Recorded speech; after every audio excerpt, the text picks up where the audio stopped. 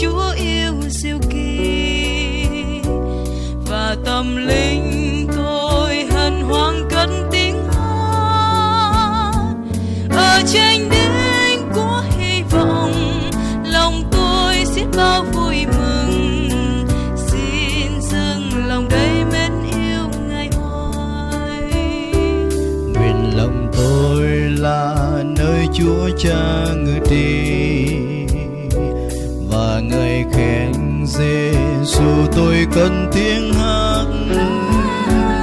Lòng nghe tiếng Chúa kêu về vùng đất của xứ Thánh Thiêng, xin dâng lòng tôi kính tôn thờ Ngài. Mọi ân điển Chúa đổ xuống cho đời tôi, Trao dâng nói sao không nên lời. lòng vui sướng quá Chúa ơi, quyết chí bước đi mãi với Ngài, Dâng trọn đời trong cánh tay của Ngài.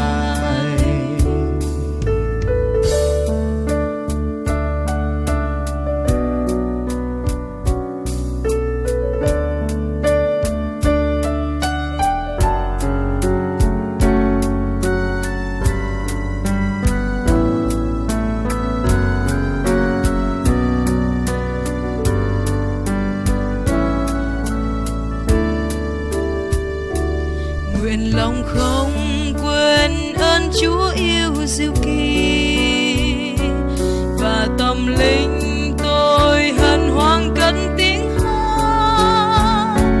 Ở trên đỉnh của hy vọng, lòng tôi xiết bao vui mừng, xin dâng lòng đầy mến yêu Ngài hoài. Nguyện lòng tôi là nơi Chúa Cha ngự trị, và ngợi khen Giêsu tôi cần tiếng hát. Lòng nghe tiếng Chúa kêu về vùng đất của xứ Thánh Thiêng, xin dâng lòng tôi. Chơi game.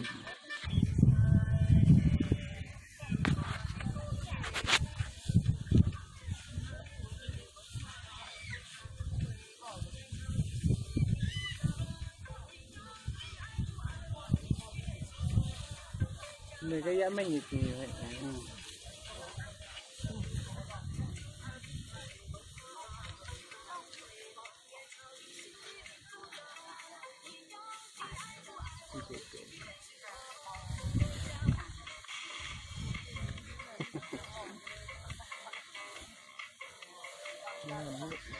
Đi sau bỏ